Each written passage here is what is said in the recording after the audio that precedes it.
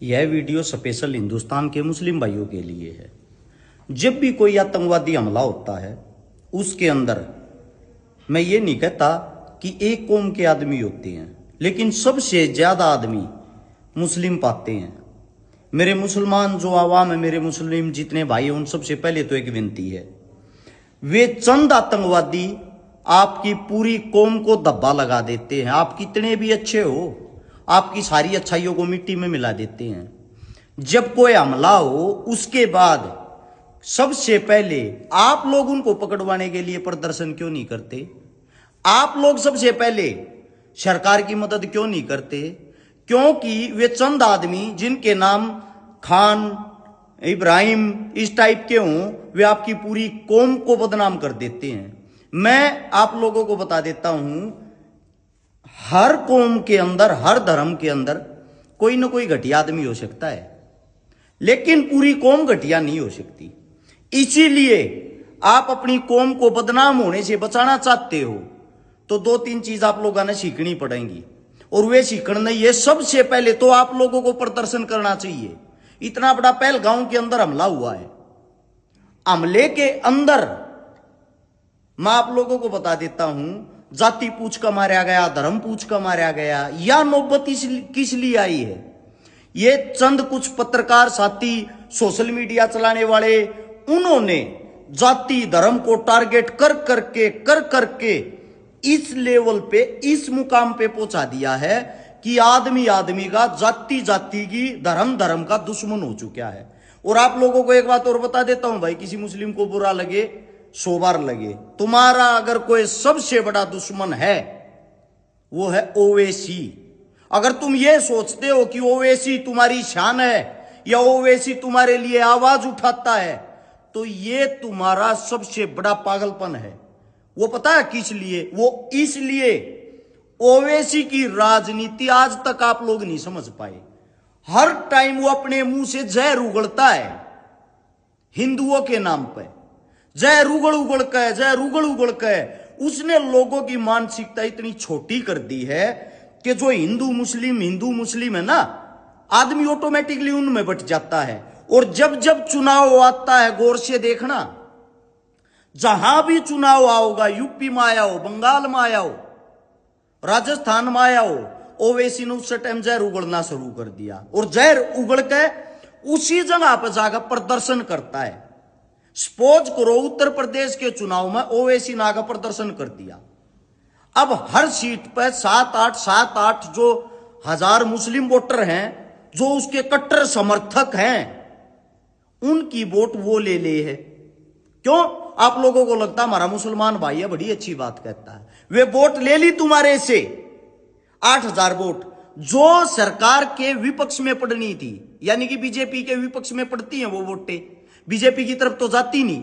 अब बीजेपी की तरफ वो वोटें जाती नहीं तो वो विपक्ष में पड़ेंगी तो कहां जाएंगी? कांग्रेस को। और वे 8000 वोट पर्सनली तौर पे वो अपने घर वाले हैं, और हार जीत जो यार 3-4-5 हजार वोटा में हो जाए आ रहा है, और इसी कारण बीजेपी वहां से विन हो जाती है। उन 8000 जो वोट वो लेता है ना, उसके लिए आप लोग आज तक नहीं समझ पाए, वो भी बीजेपी पार्टी का ही एक हिस्सा है, सेकंड पार्ट है। आप लोगों ने बकावे है, वे 8000 वोट अपने गरवाजा है, और वहां जब बीजेपी की विजय प्राप्त हो जाए है, उस टाइम पर फिर चुपचाप लेगड़ जाए है। लेकिन वो जो उगल्या और जहर है वो बाद में दुख देवे है। बात यहां राजनीति की नहीं थी, माफी चाहूंगा, वोटों के आंकड़े इस मारे समझाने पड़े, थारी समझ में यह बात आवा नहीं है।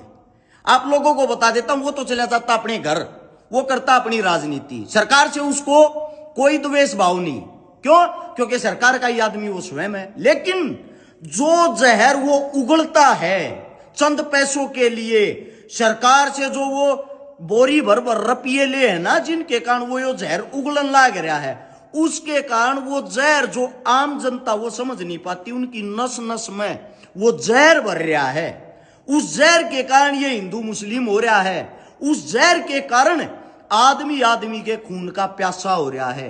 आप ये बात आज समझो, या पूर्ण रूप से तुम्हारा विनाश हो जाएगा, तुम्हारे बच्चे मिट्टी में मिल जाएंगे, जब समझना। इसीलिए मेरे जितनी भी मुस्लिम आवाम है हिंदुस्तान की, स्पेशली ये वीडियो उनके लिए, उनसे ये कहना है कि कोई भी बड़ा हमला होता है उसमें 95% नाम के आदमी अगर आपकी कौम के पाते हैं तो भाई सबसे पहले प्रदर्शन भी आपको ही करना चाहिए, सरकार का साथ आपको ही देना चाहिए। मेरा कहना यह है, किसी भी बिरादरी का कोई भी आदमी किसी आतंकी हमले में शामिल हो तो सबसे पहले वही बिरादरी, वही धर्म आगे आके उसका इलाज करे, ताकि आने वाले समय में किसी को ऐसा हमला करने से भी डर लगे।